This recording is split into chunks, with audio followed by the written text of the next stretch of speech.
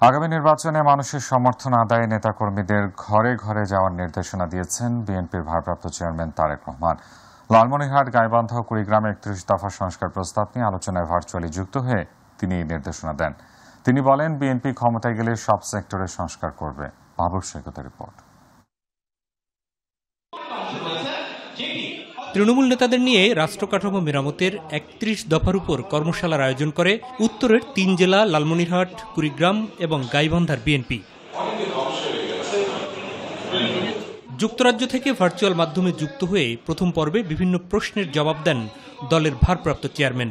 শিক্ষা ব্যবস্থাতে শিক্ষা পাচ্ছে ছেলেমেয়েরা, কিন্তু একটা স্টেপের পরে যখন মোটামুটি শেষ হয়ে আছে তখন তাকে তার একটা কোনো কর্মসংস্থানের ক্ষেত্রে অনেক সমস্যার সম্মুখীন হতে হয়। তো দেশের ভবিষ্যৎ যদি ডিসিপ্লিন হতে পারে, অবশ্যই আমরা দ্রুত সামনে এগোতে পারবো জাতি হিসেবে।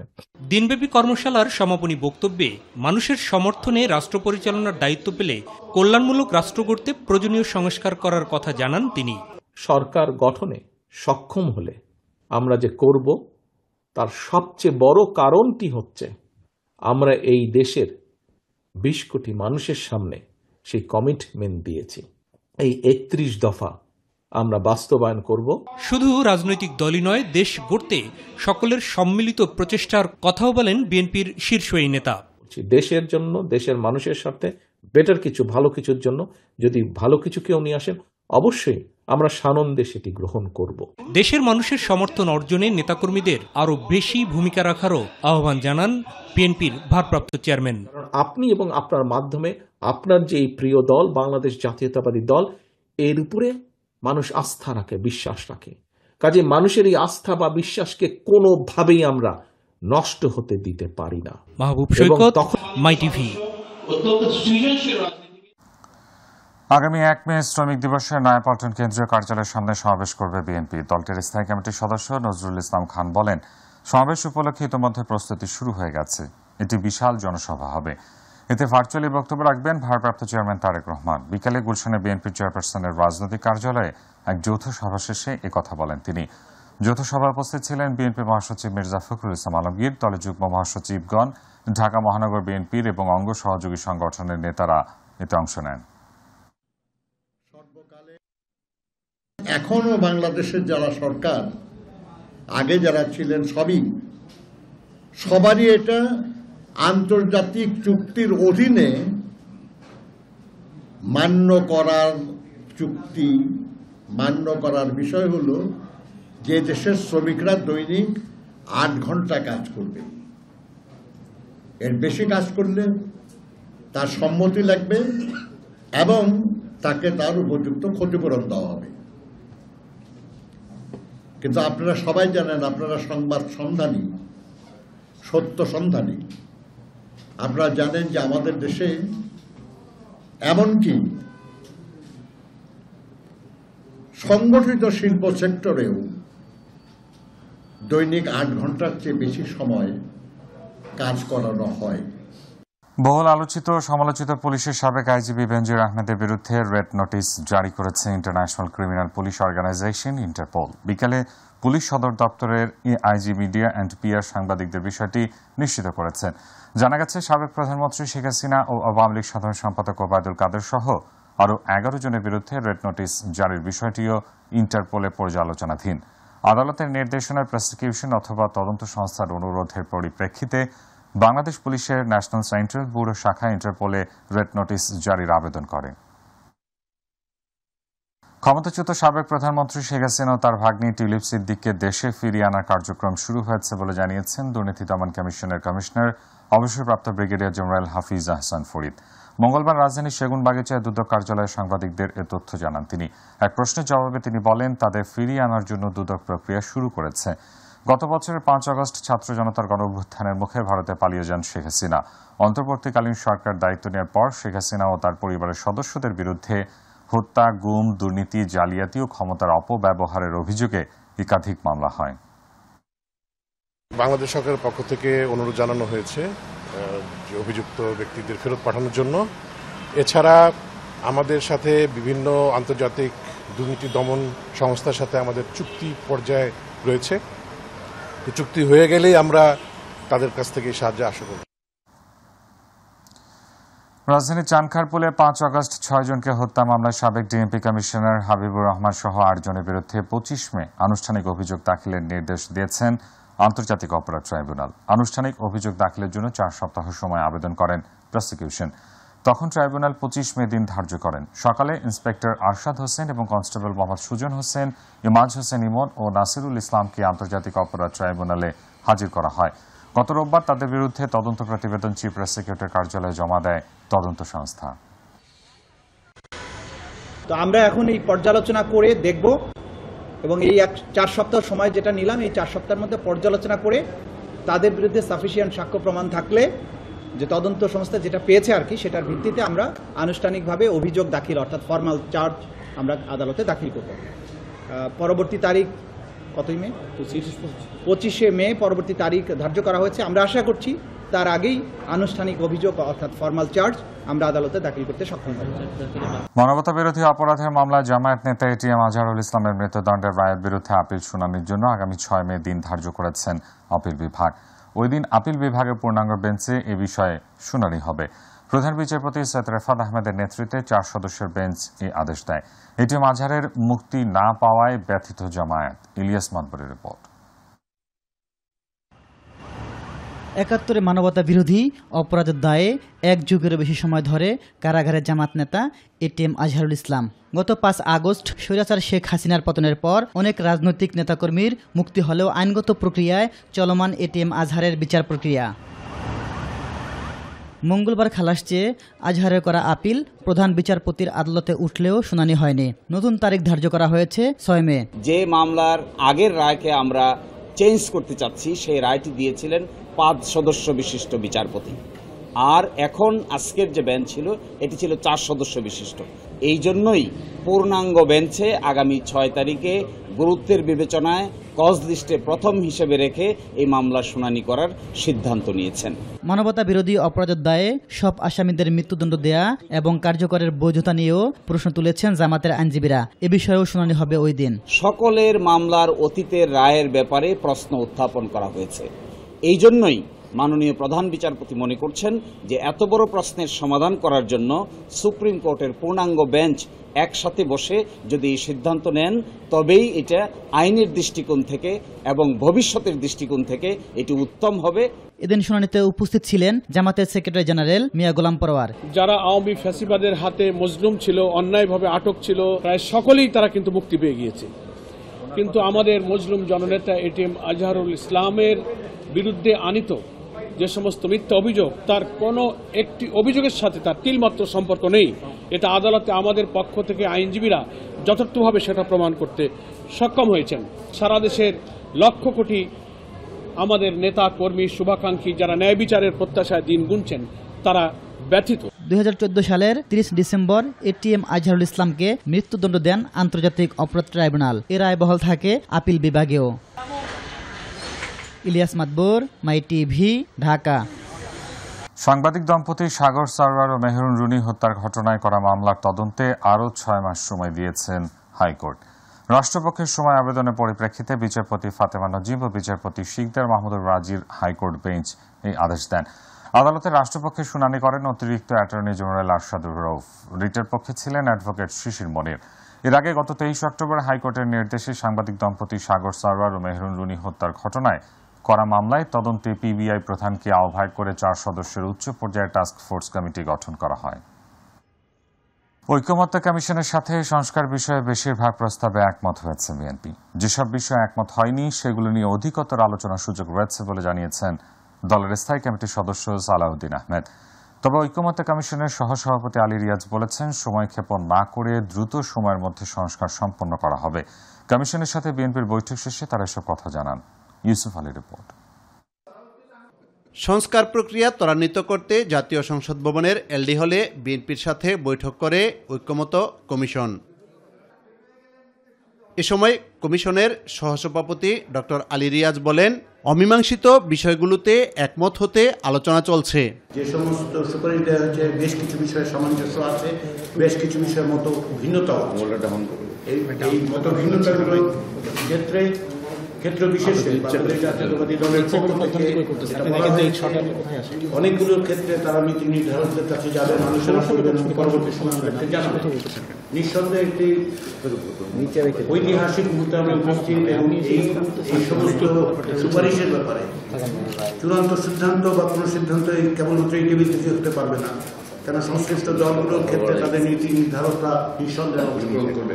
বিএনপির স্থায়ী কমিটির সদস্য সালাউদ্দিন আহমেদ বলেন, সংস্কার নিয়ে বেশিরভাগ বিষয়ে কমিশনের সঙ্গে একমত হয়েছেন। মেজর বিষয়গুলো আপনারা নিশ্চয়ই জানেন, সেই বিষয়গুলোতে আমরা অনেকটা কাছাকাছি আসতে পেরেছি। নির্বাচন প্রক্রিয়া নিয়ে আমাদের সাথে ওনাদের একটু ভিন্ন মত আছে। তারপরে প্রধানমন্ত্রীর মেয়াদ সম্পর্কিত ওনারা একটা চিন্তা করছেন যে পাল্টা কোনো প্রস্তাব দিতে পারেন কেন আমাদের বিপক্ষে, ওটা পেলে আমরা আলোচনা করব।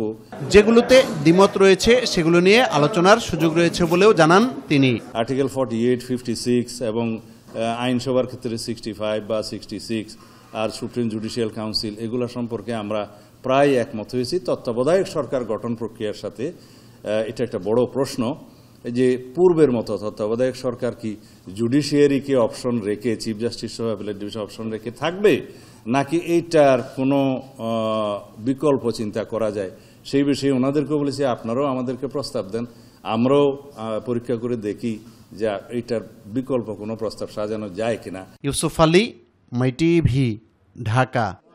বিশ্ববাসীর উদ্দেশ্যে প্রধান উপদেষ্টা ডক্টর মোহাম্মদ ইউনূস বলেছেন, বাংলাদেশ এখন এমন এক অবস্থায় দাঁড়িয়ে যেখানে একটি নতুন সামাজিক চুক্তি করার সুযোগ এসেছে। এটি এমন এক চুক্তি যেখানে রাষ্ট্র ও জনগণ, যুব সমাজ, অন্তর্ভুক্তিমূলক ব্যবস্থা, ঐতিহ্য, ন্যায় বিচার, মর্যাদা এবং সুযোগের ভিত্তিতে একটি ভবিষ্যৎ একত্রে গড়ে তুলবে। কাতারের দোহায় অনুষ্ঠিত আর্থানা শীর্ষ সম্মেলনে দেয়া বক্তব্যে কথা বলেন প্রধান উপদেষ্টা। তিনি বলেন, পৃথিবীর জন্য আশার বাতিঘর হতে চায় বাংলাদেশ। আতিকুর রহমান তিতাসের রিপোর্ট। কাতার সফরে মঙ্গলবার দিনের শুরুতেই দোহায় আর্থানা শীর্ষ সম্মেলন 2025-এর উদ্বোধনী অনুষ্ঠানে যোগ দেন বাংলাদেশের অন্তর্বর্তীকালীন সরকারের প্রধান উপদেষ্টা ডক্টর মোহাম্মদ ইউনূস। এ সময় ডক্টর ইউনূস বিশ্ববাসীর উদ্দেশ্যে বলেন, বাংলাদেশ এখন এমন এক অবস্থায় দাঁড়িয়ে যেখানে একটি নতুন সামাজিক চুক্তি করার সুযোগ এসেছে। এটি এমন এক চুক্তি যেখানে রাষ্ট্র, জনগণ, বিশেষ করে যুব সমাজ, অন্তর্ভুক্তিমূলক ব্যবস্থা, ঐতিহ্য, ন্যায় বিচার, মর্যাদা এবং সুযোগের ভিত্তিতে একটি ভবিষ্যৎ একত্রে গড়ে তুলবে। Program Grameen works in 35 major cities in the United States, serving more than 200,000 poor women, 100% women. Loans are starting from $100,000 to $500. প্রধান উপদেষ্টা তার বক্তব্যে একটি সহনশীল, সমৃদ্ধ এবং টেকসই ভবিষ্যতের স্বপ্নের কথা উল্লেখ করেন। তিনি বলেন, তবে এখন এমন নানা হুমকি রয়েছে যা উন্নয়নকে বিপথে ঠেলে দিতে পারে। Make your mind into a little structure. You can't move out. You're afraid. If you do that, everybody will scream at you. That's not acceptable. Rohingya সংকট বাংলাদেশের জন্য বড় চ্যালেঞ্জ উল্লেখ করে রোহিঙ্গাদের প্রত্যাবাসনে বিশ্ব নেতাদের এগিয়ে আসার আহ্বান জানান doctor Mohammad Yunus. So we started something called social procurement. Anything you do, anything you buy for Olympic has to come from social business. এছাড়া আর্থানা শীর্ষ সম্মেলনের ফাঁকে কাতারের আমিরের মা ও কাতার ফাউন্ডেশনের চেয়ারপারসন শেখ মৌজা বিনতে নাসেরের সঙ্গে বৈঠক করেন প্রধান উপদেষ্টা ডক্টর মোহাম্মদ ইউনূস। এদিকে প্রধান উপদেষ্টার প্রেস সচিব শফিকুল আলম জানান, কাতার বাংলাদেশ থেকে 725 জন সৈন্য নেবে। আর্থানা সামিটের সাইডলাইনে হওয়া বৈঠকে একথা কাতার সরকারের পক্ষ থেকে জানানো হয়েছে। উত্তরোত্তর আরো সামনের দিকে আরো আমাদের বৃদ্ধি পাবে এবং এটা আমাদের, আমি মনে করব যে আমাদের সুদৃঢ় হবে আমাদের ইয়েটা। এই মিটিংটা খুব ইম্পর্টেন্ট ছিল। আরেকটা সুখবর আপনাদেরকে দেই, সেটা হচ্ছে যে আপনারা জানেন বাংলাদেশের সোলজাররা কুয়েতে কিন্তু অনেক বছর ধরে তারা এসে ডিউটি করছেন, সেই গালফ ওয়ারের সময় থেকে। কাতার আমাদেরকে জানিয়েছে তারা বাংলাদেশের থেকে 725 জন সোলজার নিবে। আতিকুর রহমান তিতাস, মাই টিভি। পার্মানেন্টলি মশার বিস্তার রোধ এবং ডেঙ্গু নিধনে মাঠে নামছে সেনাবাহিনী। দুপুরে ঢাকা উত্তর সিটি কর্পোরেশন আয়োজিত বিশেষজ্ঞ চিকিৎসকদের সাথে এক সভায় এ তথ্য জানান উত্তর সিটি কর্পোরেশনের প্রশাসক মোহাম্মদ এজাজ। তিনি বলেন, প্রত্যেকটি ওয়ার্ডে ফ্রি ডেঙ্গু টেস্ট কর্মসূচির পাশাপাশি হাসপাতালগুলোতে বিশেষায়িত ডেঙ্গু ইউনিট করার প্রস্তাব করা হয়েছে। ডেঙ্গু টেস্টটা আমরা ফ্রি সিটি কর্পোরেশন থেকে ওয়ার্ড ভিত্তিক করাই। দুর্নীতি রন্ধ্রে রন্ধ্রে চলে গিয়েছে, আমরা কতজনকে কন্ট্রোল করব, খুবই মানে দুঃখজনক বিষয় হচ্ছে এটা। যে থার্ড পার্টি দিয়ে আমরা মশার ওষুধগুলো ছিটাতাম, আমরা সিদ্ধান্ত নিয়েছি তাদেরকে দিয়ে আর এই কাজটি করাবো না। আমরা এবার আর্মিদেরকে দিয়ে, বিএমটিএফকে দিয়ে আমরা এই কাজটি করাবো। যশোরের মনিরামপুর, কেশবপুর ও অভয়নগর এই 3 উপজেলার ভবদহের জলাবদ্ধতার স্থায়ী সমস্যা সমাধানে সরকার কাজ করছে বলে জানিয়েছেন পরিবেশ ও জলবায়ু বিষয়ক উপদেষ্টা রেজওয়ানা হাসান। তিনি জানান, সরকার এই সমস্যার স্থায়ী সমাধানের জন্য কাজ করছে। তবে সকলের প্রচেষ্টায় এবছর 17,000 হেক্টর জমিতে ধান চাষ হয়েছে। ভবদহ স্লুইস গেট পরিদর্শন শেষে ভবদহ মহাবিদ্যালয় কলেজ প্রাঙ্গণে সাংবাদিকদের সাথে মতবিনিময়কালে তিনি সব কথা বলেন। দুর্যোগ ব্যবস্থাপনা ও ত্রাণ মন্ত্রণালয়ের উপদেষ্টা ফারুকী আজম, স্বরাষ্ট্র মন্ত্রণালয় ও কৃষি মন্ত্রণালয়ের উপদেষ্টা মোহাম্মদ জাহাঙ্গীর আলম চৌধুরী সহ অন্যান্য কর্মকর্তারা এই সময় উপস্থিত ছিলেন। আগামীতে আমাদের দুইটা কথা ভাবতে হবে। এটা অনেক দিনের লম্বা সমস্যা এবং সমস্যাটা দিন দিন আরো জটিল হয়ে গেছে। আমরা যখন 2005-এ কাজ শুরু করেছিলাম, তখন যদি আমরা এটার সমাধান করতে পারতাম, সমস্যাটার সমাধান সকলের জন্যই সঠিক হতো, সহজ হতো। সেটা আমরা করিনি, করতে পারিনি, করার সদিচ্ছা দেখাইনি। এখন বর্তমান অন্তর্বর্তীকালীন সরকার ভবদহ সমস্যার চিরস্থায়ী সমাধান কিভাবে করা যায় সেটা নিয়ে সকলের সাথে কথা বলবে। সকলে গণপরিবহনের যানজটে যখন নাকাল নগরবাসী, ঠিক তখনই নতুন করে যানজটের অন্যতম বাহন হিসেবে এখন পরিচিতি পাচ্ছে ব্যাটারি চালিত অটোরিকশা। নিয়ন্ত্রণহীন এই বাহনটি এখন রাজধানীবাসীর গলার কাটা।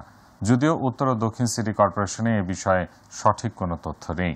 সাধারণ মানুষ বলছেন, তদারকি না থাকায় ব্যাটারি চালিত অটোরিকশা ক্রমেই পরিণত হচ্ছে আতঙ্কে। হাসান বিশ্বাসের ক্যামেরায় আবু সাইদুপুর ধারাবাহিকের 5 পর্বের বিশেষ প্রতিবেদনের আজ দেখুন 4র্থ পর্ব। রাজধানীর রাজপথ কিংবা অলিগলিতে এখন অবলীলে দাপিয়ে বেড়াচ্ছে ব্যাটারি চালিত অবৈধ অটোরিকশা, যার দরুন হরহামেশাই ঘটছে নানা দুর্ঘটনা। আর এমন প্রেক্ষাপটে নগরবাসী যখন এই বাহন নিয়ে উদ্বিগ্ন, তখন আমরা জানতে চাই সিটি কর্পোরেশন কি করছে। এমন প্রশ্নের উত্তর জানতে উত্তর সিটি কর্পোরেশনে গেলে অফিসে থাকা সত্ত্বেও অটোরিকশা নিয়ে কথা বলতে নারাজ তারা। তবে কৌশলে মিলে গেল মূলত প্যাডেল চালিত আর ব্যাটারি চালিত অটোরিকশার সংখ্যা কত। উত্তর সিটি কর্পোরেশনের কতগুলো রিক্সা আছে? 30,162টা। অটো চার্জার সবগুলো মিলে ওটা আমাদের কাছে লাইসেন্স তো আপনি দেন, এই জন্যই আমিও লাইসেন্স দিই না, সার্কেল স্বাক্ষরের লাইসেন্স হয় ওনাতে হয়, কিন্তু এখানে প্রসেস তো এখান থেকে হয়। প্রসেস তো আমি আমি রুট লেভেলের মানুষ, সেটাই তো না সাড়ে কাছে চলেন তো ভাই। আমি এখন বুঝেন না কেন, আমি ওই জায়গায় পিওন চাপড়াচ্ছি মানুষ। 30,162টা রিক্সা আমাদের আছে। এটা কিভাবে জানেন? সেটা হলো আমাদের যখন যদি ভাগ জায়গা হচ্ছে, তখন আমরা এখানে বুঝে দিচ্ছি, আমাদের এই পাশে বুঝে দিচ্ছি। আর আপনার যে ব্যাটারি চালিত অটো রিক্সার কোনো না, ব্যাটারি চালিত অটো রিক্সা তো আমরা কোনো লাইসেন্স দিইনি। কেন তথ্য তো নেই আপনার কাছে? কেন তথ্য থাকবে আমার কাছে? কেন থাকবে? থাকবে না কেন? আমাদের অবৈধ, ওটা অবৈধ, নিবন্ধিত। তাহলে চলছে কিভাবে? চলছে কিভাবে আমিও জানি। এরপর গন্তব্য রাজধানীর দক্ষিণ সিটি কর্পোরেশন, সেখানেও একই অবস্থা। অটোরিকশার কথা শুনতেই সিটি কর্পোরেশনের কোনো কর্মকর্তা যেন কথা বলতে নারাজ। তারপরও দীর্ঘ অপেক্ষার পর জানা গেল প্যাডেল আর ব্যাটারি চালিত অটোরিকশার সংখ্যা আসলে দক্ষিণ সিটিতে কত, আর ব্যাটারি চালিত অটোরিকশা নিয়ে কি করছেন তারা। আমাদের এখানে নিবন্ধিত রিকশার সংখ্যা বর্তমানে হচ্ছে 2020 সালে যেটা করা হয়েছিল, সেই সংখ্যাটা হচ্ছে 1,82,630। তবে গণবিজ্ঞপ্তি প্রকাশ করা হলে এসব ব্যাটারি চালিত অবৈধ রিকশা নিয়ে কর্মযজ্ঞ শুরু করার কথা রয়েছে। কিন্তু যেগুলো আসলে অটো চার্জার বা ব্যাটারি চালিত চলছে, সেগুলো কি কোনো পরিসংখ্যান কি আপনাদের কাছে কি আছে? না, সেই সম্পর্কিত এখনো পর্যন্ত আমার কাছে নাই। আবার যখন দিবে নিবন্ধন আহ্বানের জন্য বিজ্ঞাপন দিবে, তখন আবার এটার সংখ্যাটা বলা যাবে আর কি। রাজধানীর উত্তর এবং দক্ষিণ সিটি কর্পোরেশনে অনুসন্ধান চালিয়ে দেখা গেছে মহাসড়কে দাপিয়ে বেড়াচ্ছে যেসব অবৈধ অটোরিকশা, তার কোনো সঠিক পরিসংখ্যান নেই তাদের কাছে। তবে অবিশ্বাস্য হলো সত্য, তাদের কাছে প্যাডেল চালিত যে রিকশাগুলো রয়েছে তার তথ্য রয়েছে। তবে এই প্রশ্নের উত্তর জানতে আমরা ঊর্ধ্বতন কর্তৃপক্ষের সঙ্গে কথা বলার অসংখ্যবার চেষ্টা করেও ব্যর্থ হয়ে ফিরেছি। তবে এই ব্যর্থ হয়ে ফেরার কারণ কি বা সংশ্লিষ্ট কর্তৃপক্ষ কতটুকু পদক্ষেপ নেবেন, সেই প্রশ্নের উত্তর জানতে চায় নগরবাসী। দক্ষিণ সিটি কর্পোরেশন এলাকা থেকে আবু সাদপু, মাই টিভি, ঢাকা। সুনামগঞ্জের হাওড়ে শুরু হয়েছে ধান কাটা। বড় মৌসুমে ধান কাটতে প্রায় 50 বছর ধরে হাওড়ের জমি বর্গা চাষ করতে আসে কৃষকেরা। প্রতি বছর কৃষাণীদের আগমনে হাওড়ের পাড়ে 15টি পরিবারের সমন্বয়ে গড়ে ওঠে দৃষ্টিনন্দন অস্থায়ী গ্রাম।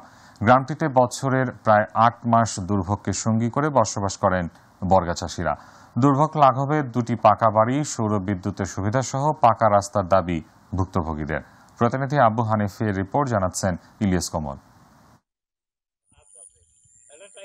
সুনামগঞ্জ সদর উপজেলার মোল্লাপাড়া ইউনিয়নের দেখার হাওরের পাড়ে গড়ে ওঠা কলাবাড়ি নামের অস্থায়ী গ্রামটি যেন প্রাচীন যুগের এক নিদর্শন, যেখানে নেই আধুনিকতার কোনো ছোঁয়া। বাঁশ ও ছন দিয়ে তৈরি ঘরগুলো যেন শিল্পীর তুলিতে আঁকা ছবি। দৃষ্টিনন্দন হলেও দুর্ভোগের শেষ নেই এই গ্রামের মানুষের। বিদ্যুতের আলো না থাকায় এখনও আদিম যুগের মানুষের মতো হারিকেন ব্যবহার করেন তারা। বজ্রপাত ও কালবৈশাখী ঝড়ে জীবনের ঝুঁকি থাকলেও নেই নিরাপদ কোনো আশ্রয়স্থল। ওরা খুব কষ্টের মধ্যে আছে, খেত কৃষ্টি করছে, আদ্যাবাগি আজ্ঞা করছে। আজকের রাত্রে গত রাত্রে বৃষ্টি ফাতরে সম্পূর্ণ লয়ে গেছে গা। তুফানে বই পাই তো কালকে রাত জেনে মোর মুখে 5 মিটার তো আমরা কোনো আশা বসা নেই। আমরা বাচ্চা কাচ্চা দেখবো কিনা দেখবো। সারা বছরের অন্য জোগাতে এভাবেই গত 50 বছর ধরে সন্তানাদি বাড়িতে রেখে জীবনের ঝুঁকি নিয়ে হাওরের বুকে বসবাস করে আসছে 15টি পরিবার। প্রতি বছরের কার্তিক মাসে দল বেঁধে কৃষকরা এসে বোরো ধান উৎপাদনের লক্ষ্যে কাজ শুরু করে। বৈশাখ মাসে ধান কাটা ও মারাই শেষে সারা বছরের খাদ্য যোগান দিয়ে আপন নিরে ফিরে চলে তারা। চলতি বছর শিলাবৃষ্টির কারণে ক্ষতিগ্রস্ত হওয়ার কথা জানালেন ভুক্তভোগীরা। আমরা এখানে খাতিমার যাব, তাই আইয়া কৃষি কাজ করি, ফরার জমি কেউ আনি 3 মন 4 মন চুকে, কেউ আদ্যাবাগি করি। আমরা ধান ঠেকার মাঝে কোনো ক্ষেত্র আছে 4 আনা রয়েছে, 12 আনা গেছে কি। সরকারে যদি আমরা একটু সাহায্য করতে তো আমরা ভালো একটু চলতাম পারি। কলাবাড়ি নামের এই গ্রামের কৃষকদের প্রয়োজনে পানি সংরক্ষণের জন্য বাঁধ ও সড়ক সংস্কার করলে অন্য কৃষকরা উপকৃত হবেন বলে মনে করেন স্থানীয় জনপ্রতিনিধিরা। পানি সংরক্ষণের লাগি জাঙ্গালের দরকার, বাঁধের দরকার, কিন্তু আমরা ওই পর্যাপ্ত বরাদ্দ হয় না, এই বাঁধ বানতে পারি না। আবার ওই যে বৈশাখ মাস হয়েছে, এখন এই হাওরের ধান উঠাইতে মানুষের অনেক অনেক হিমশিম খায়, অনেক কষ্ট হয়। যে ওই শুধুমাত্র রাস্তার লাগে উন্নত করা যেত, তাইলে কৃষকরা অনেক লাভবান হইত। ইলিয়াস কমল, মাই টিভি।